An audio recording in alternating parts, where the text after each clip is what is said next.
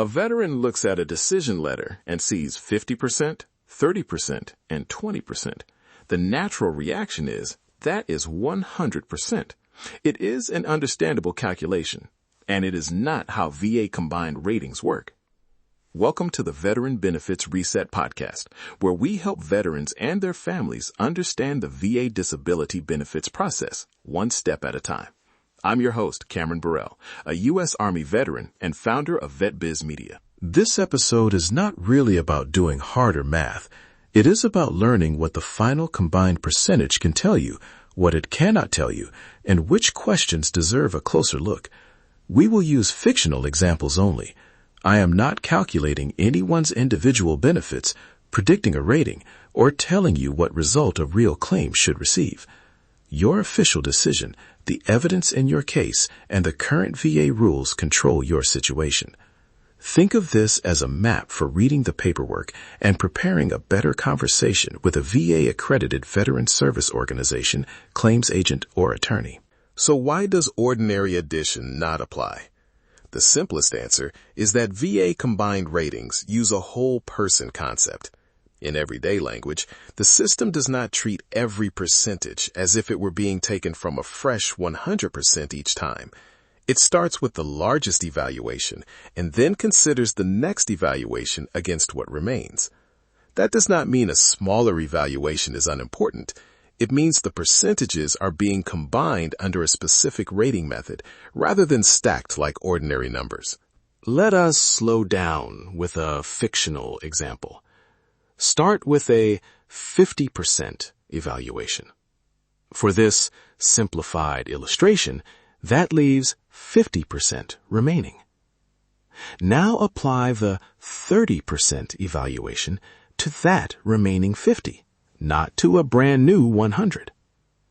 30% of 50 is 15. Add that 15 to the original 50 and you reach 65.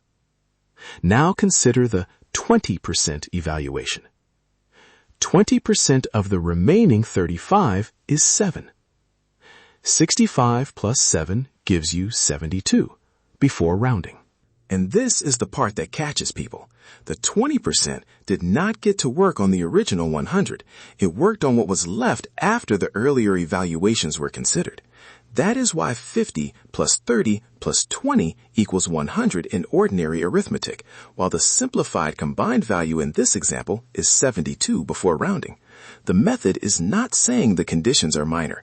It is describing how the rating schedule combines evaluations. The order matters too. In a basic explanation, the largest evaluation is considered first, followed by the next evaluation against the remaining efficiency, and then the next one against what remains after that. The official combined rating table is designed to apply this process consistently. You may hear people describe it as reducing the remaining ability, or as combining percentages instead of adding them. Those phrases are attempts to explain the same basic idea. They are not a judgment about the seriousness of your service-connected conditions.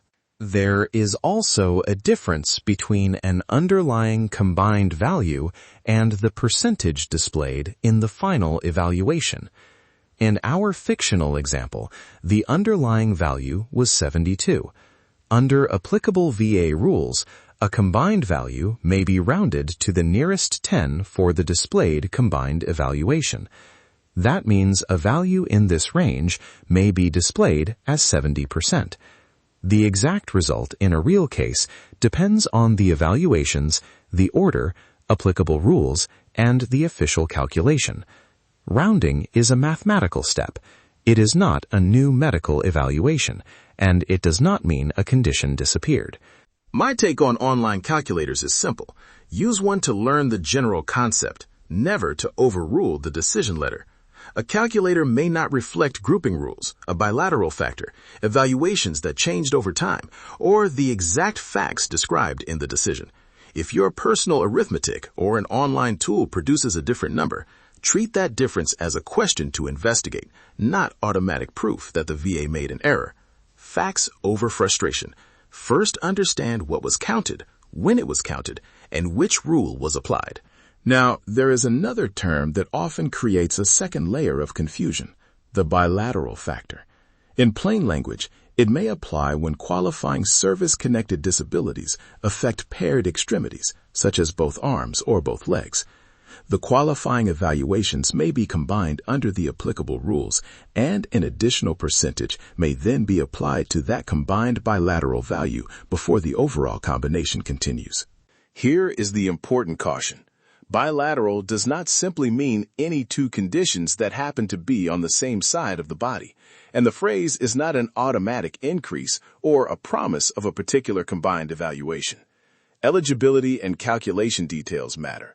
The current regulations and official VA guidance should be checked, especially if a decision letter appears to involve qualifying disabilities of paired extremities. For a real case, an accredited representative can help you understand what the decision says and what question to ask next. Let us connect the math to the paperwork. Imagine a fictional decision letter that lists a knee evaluation effective in March, a back evaluation effective in June, and a combined evaluation that changes later in the year. The key question is not simply, what do these percentages total? The better questions are, which evaluations were active during each period? What combined evaluation was assigned for each period? Where does the letter explain the change? Dates matter because a decision can contain different evaluations for different time periods. When you read your own letter, do not stop at the last number on the page. Find the individual disabilities and the percentage assigned to each one. Note the effective date connected to each evaluation. Then locate the combined evaluation and read the explanation around it. Look for language about evidence, granted or denied issues, changes over time, and any discussion that appears relevant to the combination. A single final number can hide a timeline. Here is a 5-minute exercise you can complete before your next conversation. Set a timer, choose one decision letter or benefit summary, and make 4 columns. Write the listed condition in the first column, the assigned evaluation in the second, the effective date in the third, and one question in the fourth. Do not try to solve the entire VA system in one sitting. Just match the document to your notes. If something does not make sense, mark it and keep moving.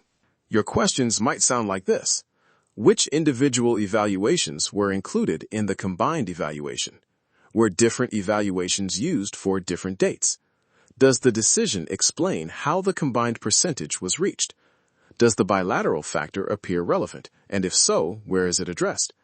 Is there a term or calculation I should verify using current VA guidance? Those are organized questions.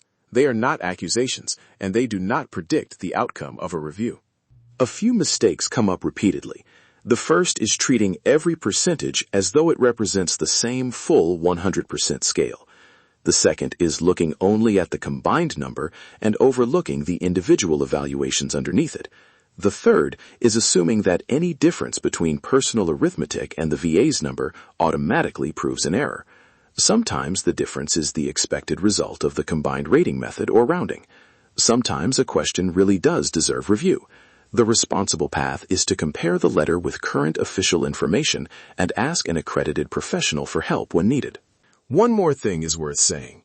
A combined evaluation is not a direct measurement of how difficult your life feels on every day. It is the result of a rating system applied to recognize service-connected disabilities and the evidence considered under applicable criteria. Your experience remains important, even when the math looks unfamiliar. Understanding the calculation is not about reducing your story to numbers. It is about reading the paperwork accurately and identifying the next responsible question. Let us bring it together. VA evaluations do not simply add, because the combined rating method considers the whole person and applies each evaluation to what remains. The largest evaluation is generally considered first, followed by the next evaluation against the remaining efficiency.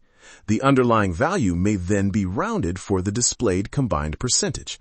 The bilateral factor may apply in qualifying situations involving paired extremities, but it is not an automatic increase, and the decision letter deserves a timeline review, not just a glance at the final number. Before the next episode, take 5 minutes and review one decision letter. List the conditions, evaluations, effective dates, and one question.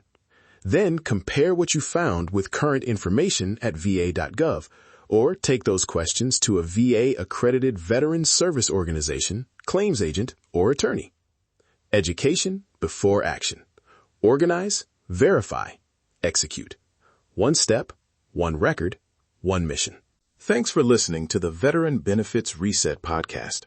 I hope today's episode gave you a clearer understanding of why VA disability ratings do not simply add up, and gave you one practical way to review your paperwork. This podcast is an independent educational resource. It is not legal or medical advice, and it does not replace guidance from a VA-accredited veteran service organization, claims agent, or attorney. Every veteran's service, medical history, evidence, and claim are different, so verify current information through official VA resources. If this episode helped, follow the podcast, leave a review, and share it with another veteran, family member, or caregiver who could benefit. Download the free 7-step Veteran Benefits Reset Guide at vetbizmedia.com/veteran7. It can help you organize your military, medical, employment, and VA records before taking action. Thank you for listening to the Veteran Benefits Reset Podcast. Your service did not expire. Your story is still worth reviewing. Stay organized, stay informed, and take the next responsible step.